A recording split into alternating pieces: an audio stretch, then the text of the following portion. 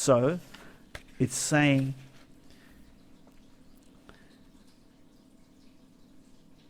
if I know something thoroughly, I understand something, and if I feel it deeply, and I'm doing it consistently, I'm going to be able to communicate to you a lot better. There's one word that springs to my mind all of a sudden. Tell me.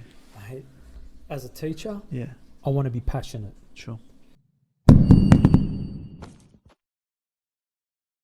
Peter Fahad, welcome once again, my man.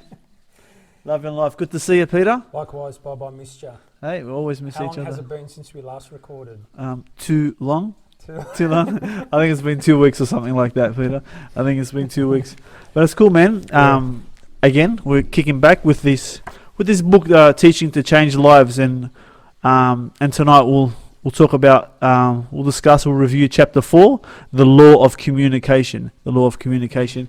And look, and we've been through a few chapters now, and there might be some people listening, and we just really want people to not just rely on these videos if you haven't had the opportunity to read the book. Turn the video off and read the book, because there's a lot more things in this book that are beneficial than what we're just discussing right now. We're just highlighting different areas, so I just thought I might add that in. So turn this video off and read the book. Don't worry about what we're saying. Yeah, don't worry about what we're saying. But I really am enjoying it. I think the law of communication in today's chapter is going to have some beneficial items in here as well. I'm quite excited to get stuck into this one, because a lot of communication, it's quite an important one. If you can't communicate, well, how do you put forward your point? We can't really teach, can we? Yeah. All right. Well, let's kick it, Peter. Let's get started. All right. So again, I'll read through some highlighted points here, and then we'll discuss it. So here we go. At the beginning, I've highlighted these areas. Communication is no piece of cake, and if you have a healthy respect for the difficulty of this process, you'll pray more intellectually, you'll study and work harder, and you'll learn to trust God at a deeper level. So there's something to think about. So don't forget what business we're in. The business of communication. That's the business we're in. Communication, if you followed on from that, it says communication is the reason for our existence as teachers. And that's the most important part or aspect for a teacher, is to be able to communicate clearly. 100%. That's what you said earlier. I mean, as teachers, you need to the way in which we teach is we communicate. And it's our number one teaching problem. Well, there you go. We'll discuss it in further depth. It's also, that's it, our number one teaching problem. So most importantly, it says here, with communication, we need to allow ourselves to build bridges to be able to communicate. We need to build bridges. The word communication comes from the Latin word communis, meaning commune. Or common. Before we can communicate, we must establish commonality. And the greater the commonality, the greater the potential for communication. Okay, let me continue, and then I'm going to kick back at that. Yeah. Develop a base of commonality earns the right to communicate. I'll say it again. If you develop a base for commonality, it earns the right to communicate. Okay? And lastly, I'll finish off here. The law of communication compels that very process to truly impart information requires building of bridges. The law of communication, I'll say it again, compels that very process to truly impart information requires building of bridges. We've got to do our homework on how people out there feel. It's a lot of information there, Peter, but I'll kick back and I'll ask you this question. Commonality. If I need to communicate something to you, in order for me to be receptive of that, there has to be something that we have in common. If I have something in common with you, or we have an understanding on it, we have a common ground, your ears open up as someone that's receiving information. I'll ask you this and I'll kick off to you, and remember how in the last chapters you said, Bob, you know that funny thing where you might ask a child, what did you have for breakfast? Yeah. And then what did I say after? I said, what do you have for breakfast? And I said, cereal. So I had cereal. What happened when I was reading here, what happened is we have something in common now. And Yeah. so as you then now will receive information of me that allows that we have something in common. So now I can communicate to you. What do Yeah. you think about that, Yeah. Pete? Now, it's quite an interesting concept, finding that common ground of commonality. I mean, that's a strange concept. I've never come across that. But when you think about the principle that surrounds that term, it's quite interesting and quite true, because when you were talking, I was just thinking about when Jesus would go out preaching, and when he met certain individuals like the woman at the well, Yep. which we might touch base on later on. Yeah. He found that common ground with her. And what was that common ground? It was basically being thirsty. It surrounded that living water. And I love the concept. And I did mention earlier when you used to approach kids, and I used to think, why in the world is he asking a child, what are they having for breakfast? Is because you were getting to their level, finding that common ground, and once you do that, you are able to penetrate that barrier, which was really good. And I learnt that. It took me a while, Bob. I'm not the most intelligent, Yeah. but I learnt what you did that, and I've exercised that in class. Yeah. So, to get that common ground, a lot of the times in the teaching realm or in the classroom, there has to be a lot of studying that goes behind it, to be able to connect with the child when trying to teach a point. Because Gotcha. obviously when you go in with the knowledge and you want to try and impart that knowledge. So the question is, and maybe I'm overthinking it, is how do I impart this abundance of knowledge with the child that doesn't have that same level that you do? Gotcha. It's about finding that common ground and being able to deliver that message. Yeah. No, 100%. And in how do you impart that knowledge? I want to save it because there's some more information as we read onto the chapter on how then to impart information. But I'll just reiterate that the greater the commonality, the more we can have in common, okay, the greater the potential to communicate. You know what I mean? So it's so important to find a common ground with a child. If you're a teacher, find a common ground. You cannot be a teacher at the front on your high horse and the children are separated from you. Do you understand what I'm saying? Yeah. You must find something in common for them to be receptive to you. That's a reflection right there. And I often think, are we doing that as teachers? Just talking about it just kind of recalibrates the way I'm thinking in regards to this whole process, because when you've been teaching for years, you forget these basic principles. Why do you forget the basic principles, do you think? Because we get comfortable. We Complacent? Complacent. That's Gotcha, what it is. gotcha. It's complacency. Yeah. And I really encourage, what are we doing here today? All we're doing is bringing to light some of the key points of this book. Yeah. Hopefully someone can benefit from it. And that's all it is. Yeah. So that's great. It's good. Okay, I'll continue reading on, Peter. Go for it. Yeah. I'm excited. Love it. There you go. So find some common ground with a child. That's what that was. So thought, feeling, and action. All communication has three essential components. Let's look into this. So there's three essential components in communication: intellect, emotion, and volition. In other words, thought, feeling, and action. That's an easier word for me. Some action there. Thought, feeling, and action. So communication has some thought, feeling, and action. So whatever it is I want to communicate to another individual, it involves something I know, something I feel, and something I'm doing. So stay with me, Peter. Yep. There you go. So three forms of communication. If I know something thoroughly, feel it deeply, and I'm doing it consistently, I have a greater potential for being an excellent communicator. wow. Say it again. Wait up. If I know something thoroughly, feel it deeply, and I'm doing it consistently, I have a greater potential for being an excellent communicator. Okay? In fact, the more thoroughly I know the concept, the more deeply I feel it, and the more consistently I practice it, the greater my potential as a communicator. This is the beginning place for communication.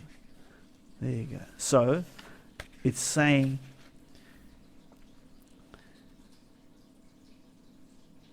if I know something thoroughly, I understand something, and if I feel it deeply, and I'm doing it consistently, I'm going to be able to communicate to you a lot better. There's one word that springs to my mind all Tell of me. a sudden. Tell me.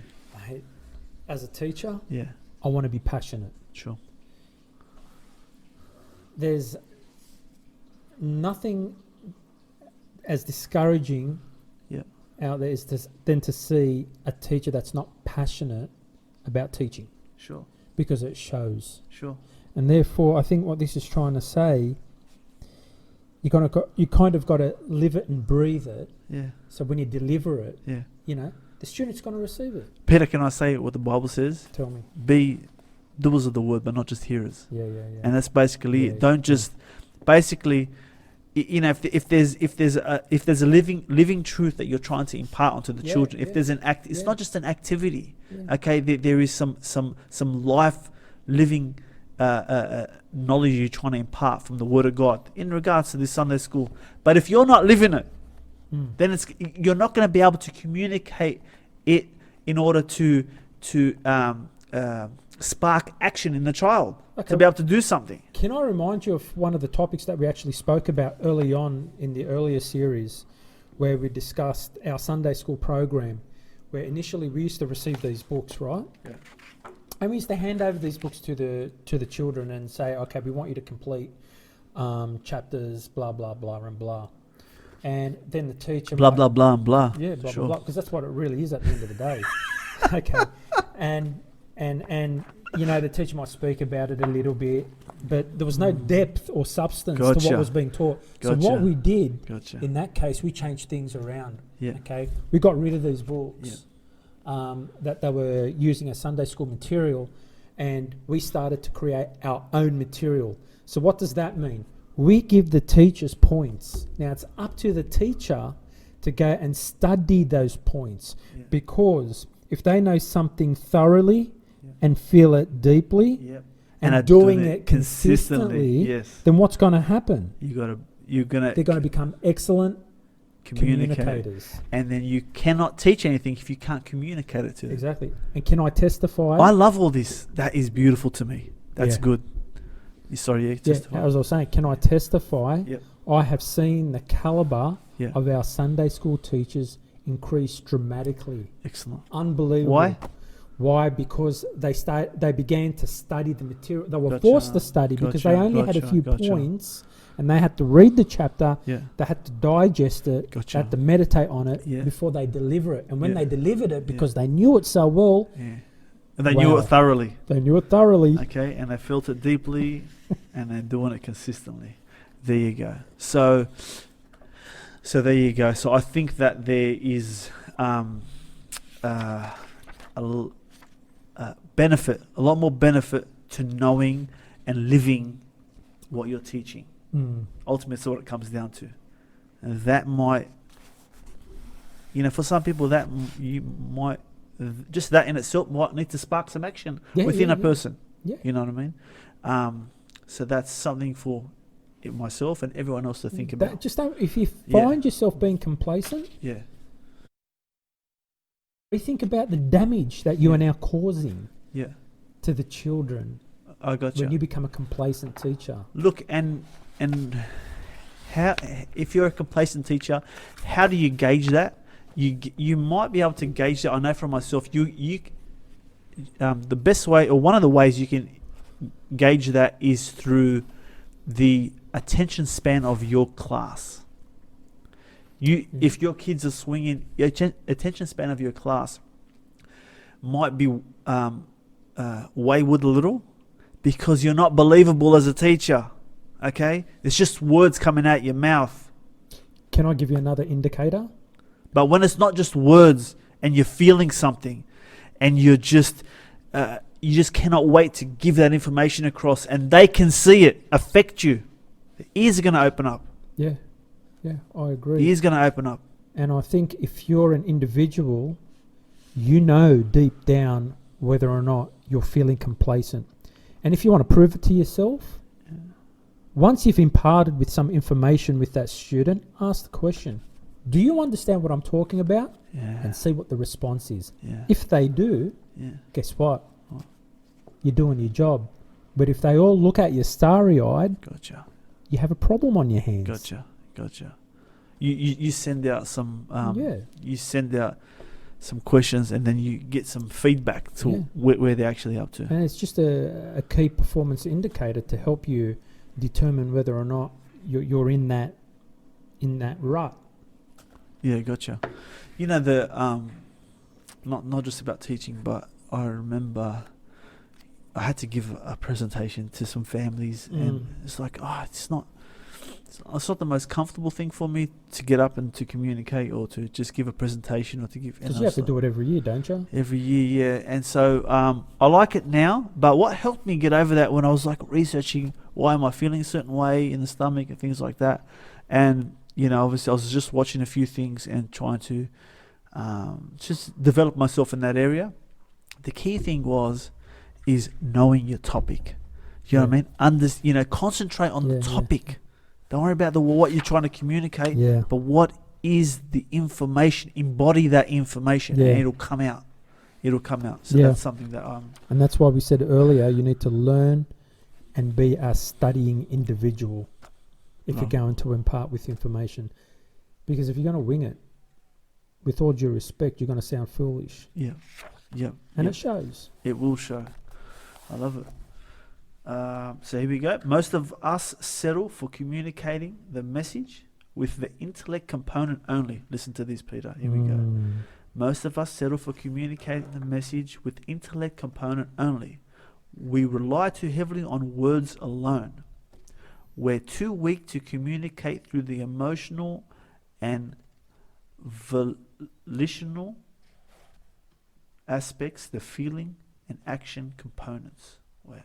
Emotions under control is the name of the game. The most effective communication always includes an emotional ingredient, the feeling factor. If you really believe and feel your message, it will show. Wow. There you go. So what about those teachers that like using big words to display their knowledge of what they're teaching? I think that's great. I think big words are great. I think there are different levels, and big words are great. But are you saying that so I think big words are great. Let's not advocate for not using big words. I think big words are great. But I know what you're trying to say. Are you saying that big words without any well, let's determine without any substance, audience. without any substance behind it, is a problem? Of course it is. Yeah. Of course it is. If it's not really coming out from a place of truth within you, that you're not living that, and it's just big words, then there's an issue. I understand what you're saying. I think you need to understand your audience. Yeah. And come at them at their level. Sure. Not your level. So Sure. all I'm saying is just Sure. be conscious Sure. about who you're teaching. I understand. Be aware of it. Gotcha. And just ensure that if you're going to give knowledge, Yeah. You're shooting at their level. You're shooting at their level. Agree. Yes, agree. But I will say, I'll piggyback off that. Yeah. If that's at the beginning of the year and you've got to shoot at their level, that's great. Yeah. But if you're towards the end of the You year wanna and take their it levels down. increased, Yeah. sure. Let's Okay. not Discredit. Okay. discredit using big words. But just know your students. Okay. Know the level that they're at. Good. And so if they're developing, great. But it's got to come from a place of truth. See, I'm happy with that. Hey? I'm happy with that Yeah. because now from what I'm understanding, you have to know your class. Yeah. Be in tune with them. Yeah. Good. Yeah. Okay, I'm happy to move on. I can tick that box. There you go. Okay, so here you go. So every time you teach, ask yourself, what do I know? And what do I want these students to know? Okay. What do I know? What I want to know, Bob, is what page you're on. There you go. 74. Oh, okay. 74. Better Stay with me turn. on 74. There we Thinking go. I couldn't see it. I love it. So every time you teach, ask yourself, what do I know? and what do I want these students to know? What do I feel, and what do I want them to feel? What do I do, and what do I want them to do? So just reiterate what we've been saying. Okay. So that's how you pass it across. We'll continue, okay? Yep. The way with words.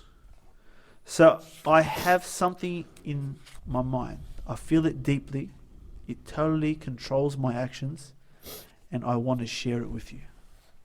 The next step, I take that concept, feeling, action, and translate it into words.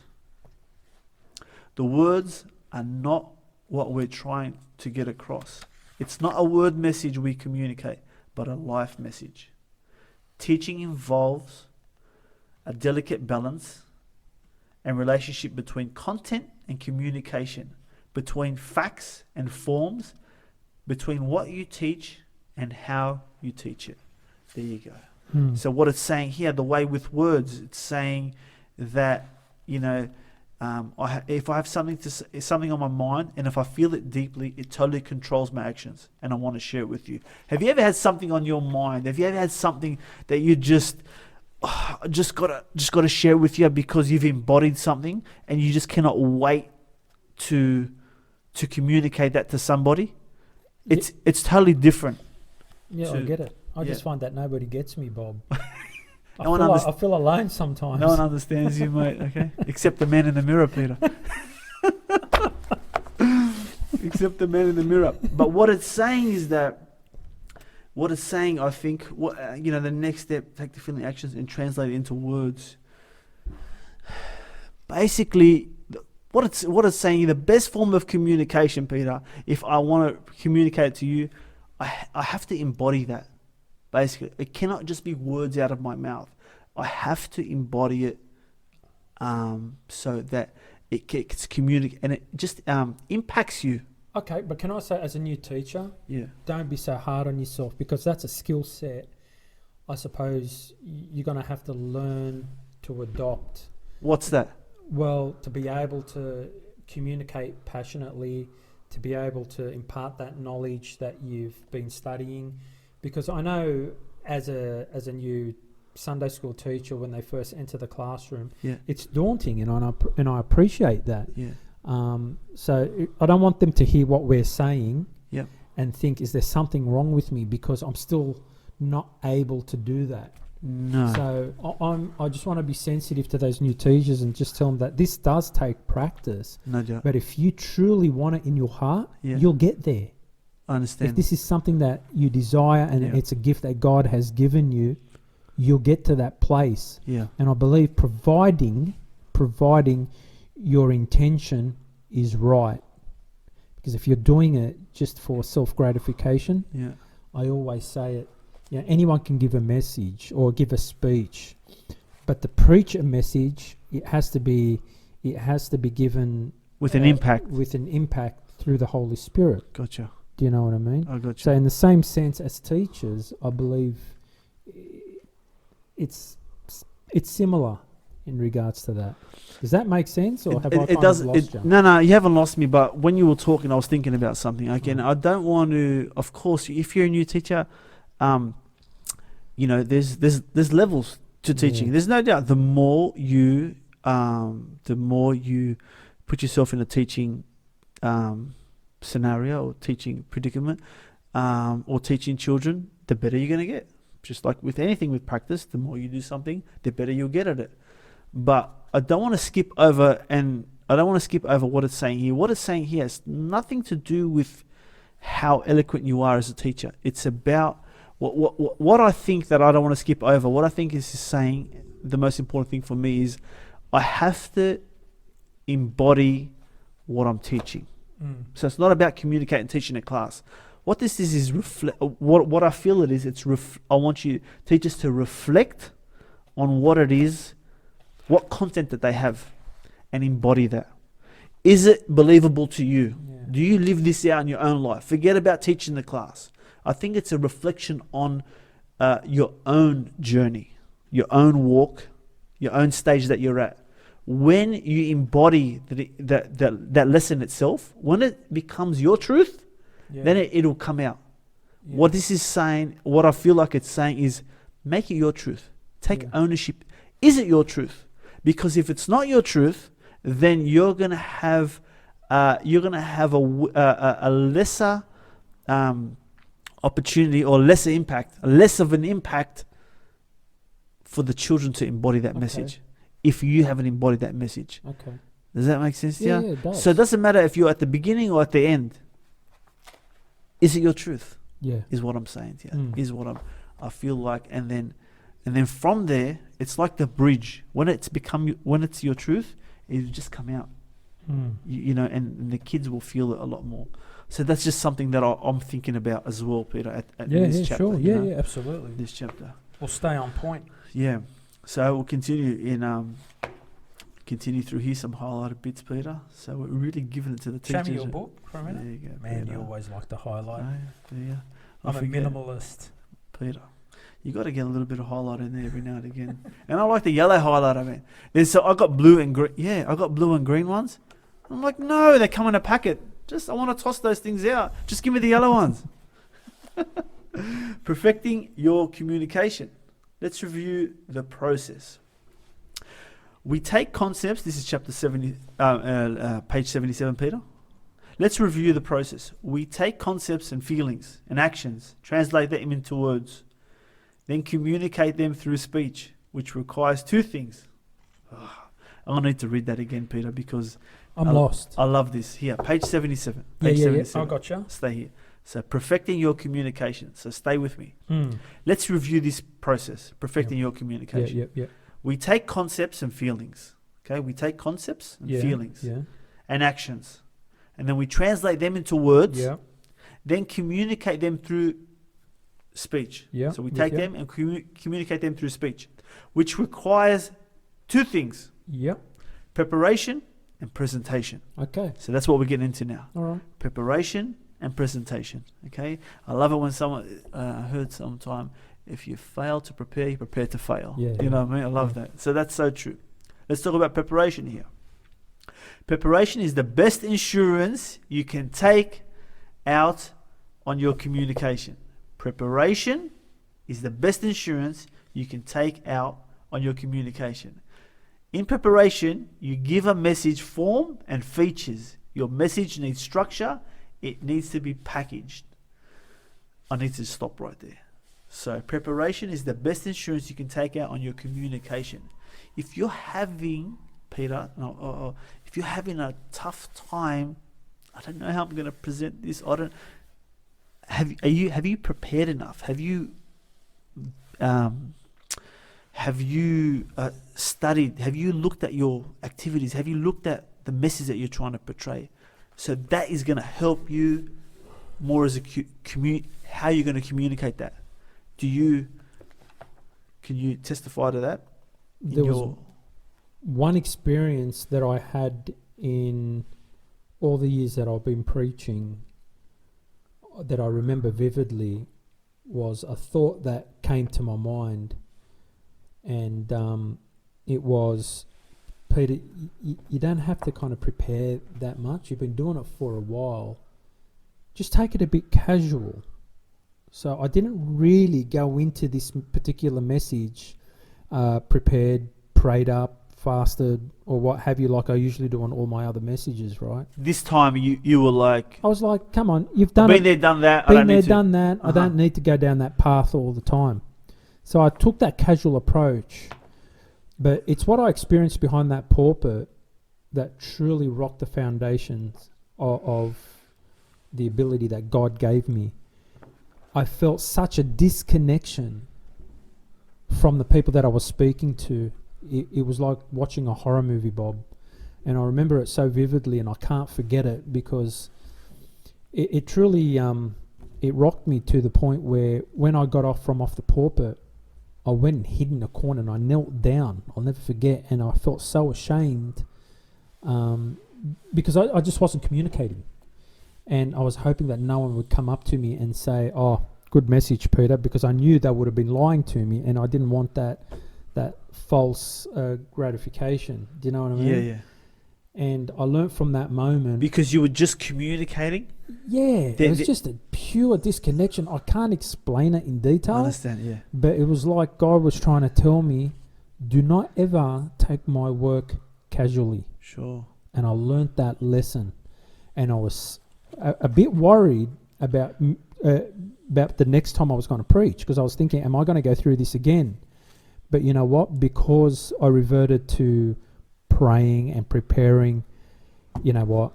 God saw me through it, and I've never had one of those experiences such as that particular point ever again. I pray that I don't. Yeah. That's why I always, you know, would advise preachers and teachers, do not take this casually. Because I know a lot of people, you know, I speak to some new preachers and I said, have you had time to prepare your message? They say, oh, no, we'll prepare it the night before we're going to preach. And I'm seen that. How do you do that?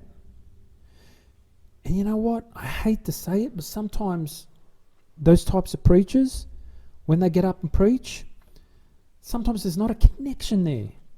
And I feel bad for saying that, but you really got to be careful when you're imparting knowledge.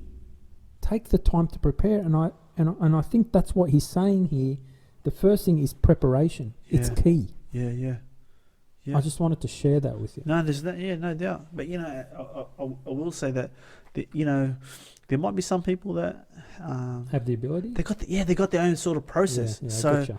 they might have their own process. Hats off to them. I definitely know that I would never be in that boat. Oh, I would never be in that boat. But some people might have their own process. Yeah. But I get what you're saying. You need to really embody and spend time. Can I say this then? Can I rephrase it by saying then, just don't be too casual about it. Sure. If you have a gift that you can get up on the spur of the moment and boom, give a message. Brilliant. Praise the Lord. Yeah, brilliant. But don't be casual about it. Brilliant. All right, so we're kidding. Thanks for that, Pete. That's good. So we're talking about communicating here, preparation. We just spoke about preparation here to prepare yourself. And so just here, so addressing the kids, you need an introduction, something that will capture them. Bang. So when you start off, if there's some form of communication or you're communicating something, you need to capture them first. Okay. It could be a question, a quotation, a problem, something right out of their lives that you will hook them. Don't just assume they'll be interested. So, you need to start off to capture them. So at the beginning, try and capture them. Have you got any? You also need a conclusion, a runway to land. A runway to land. Yeah. So do you think that it's a benefit to say if you've got the content, I've embodied it, how I know my content, I really understand this message, I've got the activities, now I need to take this particular activity. How do I then present it? I need to begin this presentation. And the whole idea, I think what it's saying here is you need to make sure that they're on the same journey as you. And that all will begin from capturing them right at the start. So do you think? Okay. Well, some of the things you've taught many classes, Peter. Yeah. And I'm sure there's been fails and I'm sure there's successes. But the one thing that I've kind of learned, and Brendan, don't be afraid to shout out if I'm misleading, because Brendan's one of our Sunday school students. You're brilliant. Don't worry about it. I think some of the things that I've used in the past is, for example, artifacts that I brought back from Israel.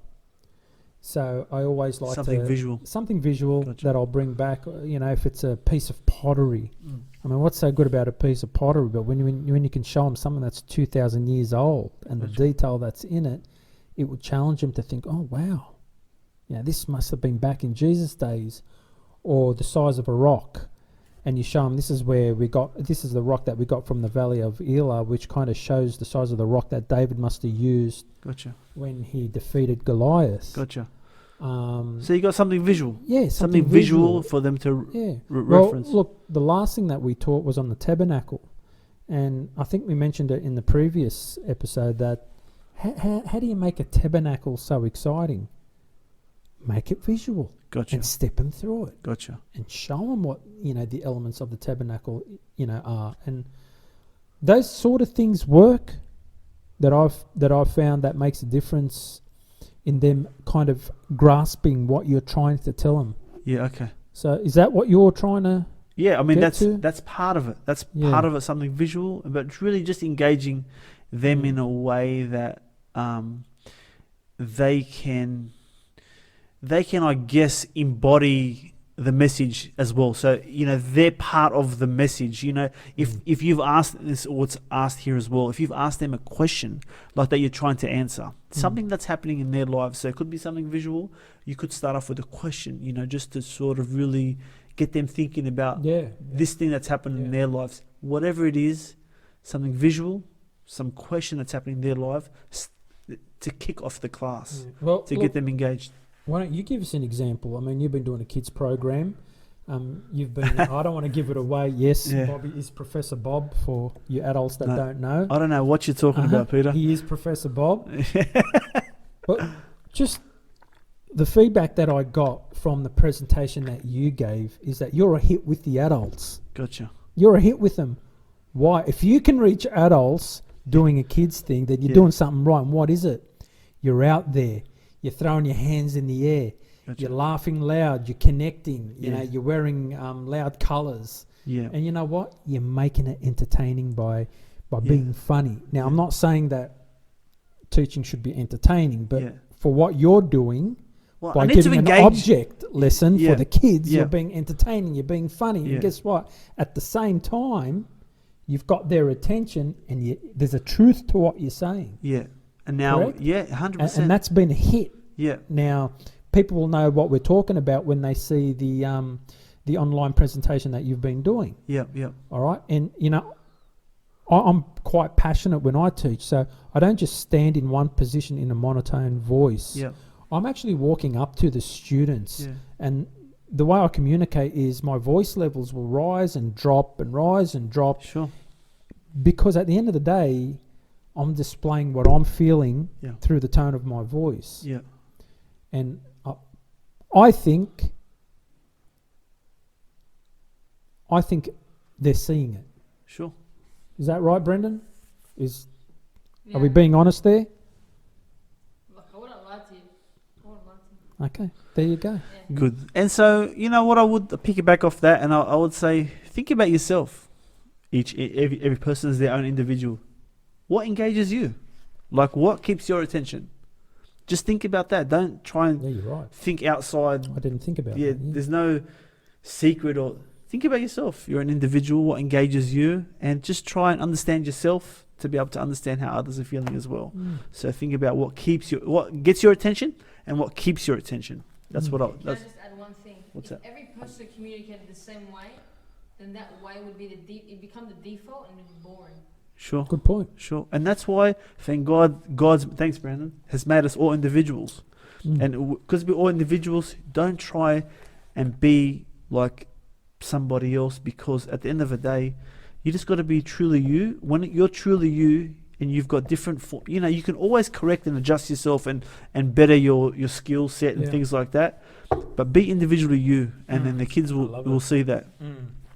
So that's Hey, that. by the way, did that comment just come from a 14-year-old? Yeah, Mr. Brandon in the house, mate. Good on you, mate. Far out. Mate. What I happened there? I think he's been listening too much to us. Good on your son. There you go. So that's it. So here we go. We'll continue. Between the introduction and the conclusion, you need illustrations in your spoken message, as well as actual visual aids. That's what you've spoken about, something visual aids, which should be included whenever possible. That's an important point, though, Bob. These are windows. Wait up, here we go. These are windows that let in the light so that hearers can say, I see it. There you go. It's an important point. What were we going to say? I'm saying what you just read out there Yeah. was an important point. Yeah. Between the introduction and the conclusion, you need illustrations in your Mm. spoken message. Yeah. Illustrations, Yeah. visual, Gotcha. actual visual aids, which should be included wherever possible. That's how kids work. And let me say this. Yeah. This is how adult works. I tell you, when I'm preaching a message, most of the times, they're engaged and they'll be listening to you and they'll be looking at you like this. Gotcha. But the body language changes when I'm giving a presentation on the projector. Straight away they sit up, Gotcha. they're engaged, they're looking intently. Gotcha. You just notice it. Gotcha. And I think every time I do that and I interject that into a message, I've got them again. Yeah. Yeah.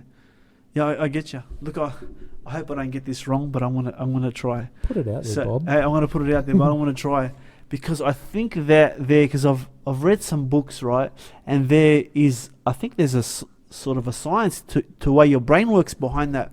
Because I might get this wrong, but I'm going to try. So there's two halves of the brain, and I know that in one part of the brain there's the language side that takes words, that hears the words, and there's that half. I think it was the left side. I'm not quite sure, but one half takes other things as well, like numbers, and then that's the left side, for example, and the right side is the visual side, something that remembers song, and so what's happening when you get dialogue or language and something visual? What happens is the two halves of the brain, then there's an association between the two halves of the brain, and you cannot get education without the association of two halves of the brain. And that is, from my recollection, of how it sort of works when you get something visual, because I'm going to remember that visual thing. So in order for me to get education, I've got to try and link the two. That's why bringing visuals is important. That's why, can you see it? And things like that. Yeah. So I think, don't quote me. Someone's going to say, "Oh, he doesn't know what he's talking about." let them say But it's something like that where there's an It's a good association point. between two halves of the Yeah. brains. So I think, there's some background of. So there's a science, your brain, the way it functions. I agree with that. Behind that. Yeah. I mean, I Well, know. I've witnessed it in the classroom. Yeah. I know for myself, like I could think of some image, certain. I can remember when someone done something, and then I remember the message. Yeah. But you know what I mean? It's just that picture that I reflect back on, and then I remember something that's associated to that picture. Yeah. There you go. So there you go. So something like that. We'll keep moving on, Peter. There you go. So the test of communication is not what you as a teacher say, but what your students say. Not what you think, but what they think. Not what you feel, but what they feel. Not what you're doing, but what they're doing. Ooh. So I think it's saying here, so the best test, the test of communication, so we're speaking about communication now, is what it's saying here. The test of it is not, okay, these words are nice and I got it across nice. It's what they're reciprocating. Correct. Wow. Correct. That's the test. That's the test. Again, and how do you determine that test? Asking questions. How Asking- engaged they are. Asking the questions, knowing your students. Knowing We've your spoken about that students, before. How engaged they are, and then you might, you mentioned it before where you ask them the questions. Well, what do you think about that? And wait to see what's come back.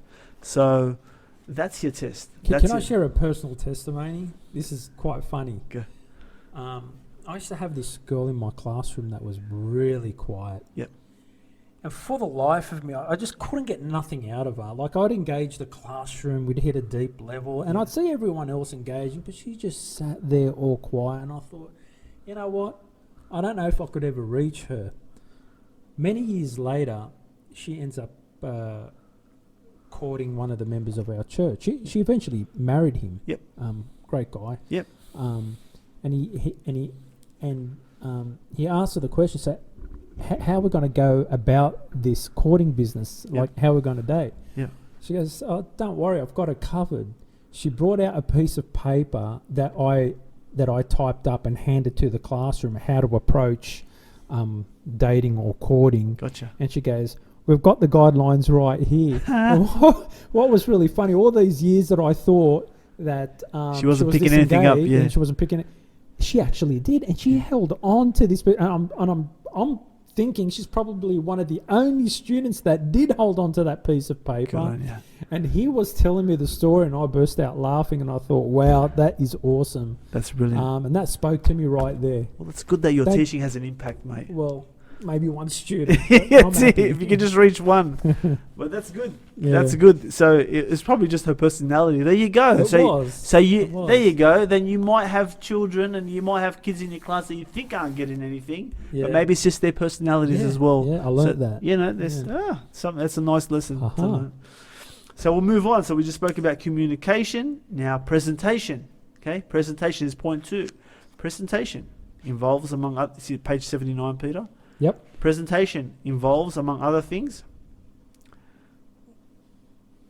What's that? That's enunciation, speaking Enunciation, clearly to speaking people. clearly, so people understand exactly what you're saying. There you go. That's a big The way word. you enunciate, mate. I have a big problem with big words. There you go. So the way you enunciate, speaking clearly, so people understand exactly what you're saying. Presentation. There you go. Other factors is the volume of your voice. You spoke about that earlier. Your Yeah. voice goes up and down. Yeah, on your presentation, the volume of your voice. If you have a large class, always imagine that the guy in the back row has a hearing aid and the battery just went out. The battery just went out. Okay. That's pretty good. There you go. So just with your voice, your tone, speak up if you're a sort of quiet teacher. There will also be times when, for emphasis, you want to drop down. Speak softly, Peter. Another pointer, vary both your pitch. Don't be a Johnny, was it one note? And Oh. your speed. Not just shh. Do you find that? I get it, mate, because that's what puts people to sleep. Even as adults, when you get someone up there speaking and he's Yeah. just that one tone and he's telling you a story, Yeah. that's painful, man. Gotcha. No offense, but it's Yeah. painful. Well, there you go. So look, Peter, we're peeling this book apart to reflect on things like this, just to highlight some areas like this, and so just some things to think about. So you tone of your voice and the pitch and the volume, pick it up and down, and continue the attention. Continue to try and keep the kids' attention. Pick them up when you want them to get excited. Bring them down when you want to emphasize a major point. Okay, that's good. There you go. The volume of your voice. There you go. So, we're getting near the end of communication here. And so I've got here, it's got feedback. As a teacher, I want to find out what the learners know, how they feel, and what they're doing. I've got to get the learners to tell me what they're learning. So I may ask questions. The number one question form, do you understand? The number one question. We spoke about that. Yeah, that's what I'm saying. Yeah, I had it highlighted. I knew we were going to get back to it, but there you go. It reiterates it again. This book. So it's your gauge by asking a question. Yeah. What do you understand? What do you think about that? And see what sort of feedback you get. I do that quite often, actually. I do that quite often. Even when I'm preaching, even though I don't expect an answer back, I do ask questions. Yep. Like, do you understand what I'm talking about? So Yep. they answer it in their minds, and then I keep moving. Yeah. I think it's important. And sometimes I might have just dwindled off, and then I've got to rethink about what you're Yeah. talking about. So whatever it is, it keeps the class engaged. Yeah. It keeps the class engaged. Yeah, I like that. I like that. And so we've spoken about it before as well. I'm going to bring it up again. No, we're still on this page 82. We want to bring it up again. If you do ask a question and the child is just way off, you mentioned it before. You said it's a good answer, not correct, but you're trying. Yes. You're trying. Yes. You haven't squashed me. You haven't sort of you haven't put a nail in the coffin, so to speak, and stopped me from thinking anymore. You've allowed me to rethink. Yes. My try was good. I keep trying now. Even though I might have missed the mark, I was trying, and that you gave me props for. And I encourage them to Yeah. think. Because when I get a response, even if it's not right, you know what? I'm pleased with that because they're actually thinking about the outcome. And that's your job as a teacher, is to get them to think, not to regurgitate what you're saying, but to think about why they believe what they're saying. And that's been my whole purpose as a teacher. I want them to be able to think I like about that. the answers. Think about their answers, Yeah. because Because in the outside world, Bobby, when you start going to university, TAFE, or the workplace, or the street, or you go evangelizing and someone questions you about your faith and you just regurgitate what you've been taught, you're going to get smashed. There's no depth in what you're saying. Sure. So if you don't know why you believe it and you don't know how to think about your answer, then really it's going to come across quite shallow in your response. And that's why at the end of the day, Encourage the I kids encourage them. Doesn't matter what you're Yeah. saying in the classroom. If it's wrong, you know what? I applaud you. Well done. This is the place where we're learning. Yeah, this is but because no one else is saying anything and you are, which means you're giving it a go. Good on you. Good So on you. if you're not getting any reception and someone has the guts to put, even if they get it wrong, they've just sort of got the train onto the track to be able Yeah. to start the conversation. You don't then, Derail even if them. you don't derail them, Yeah. even if they've got it wrong. You say, good try, just to spark Yeah. some more kids. But here's the thing, and I'll say this: some students I can turn around to them and say, that's wrong. But because they're so used to giving their opinion, they don't get offended by that.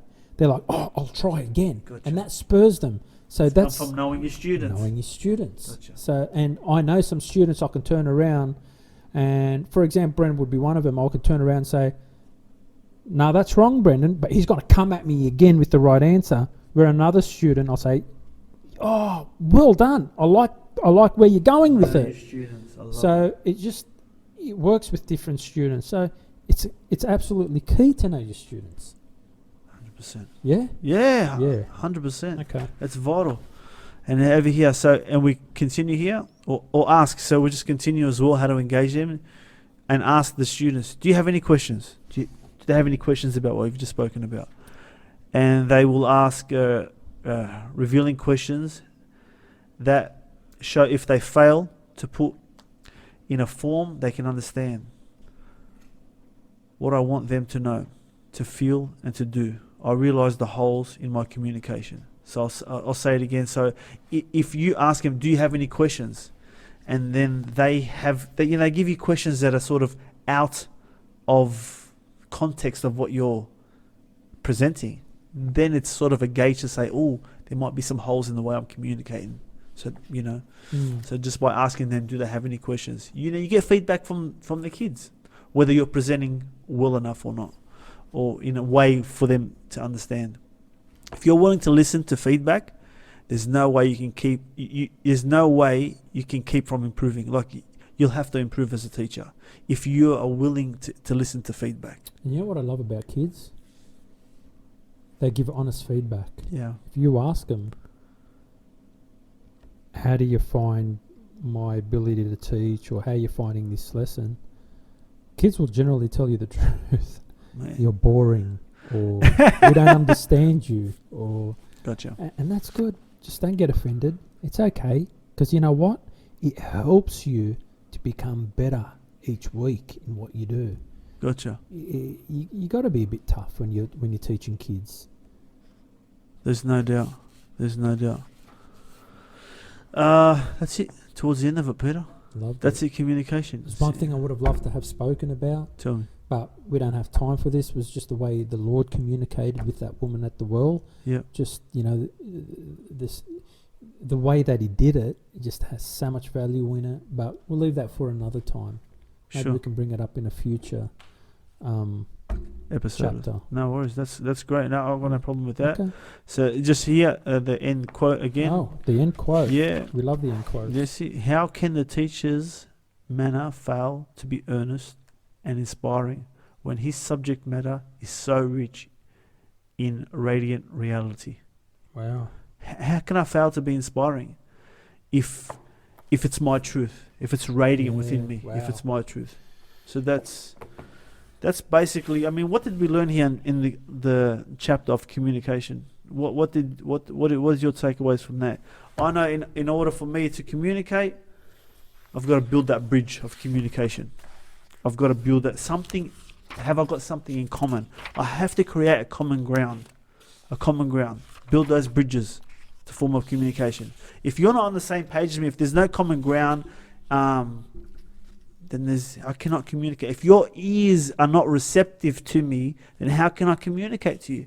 But if there's common ground and I've created receptive ears, then I've built that bridge for communication. example, what did you have for breakfast? Gotcha.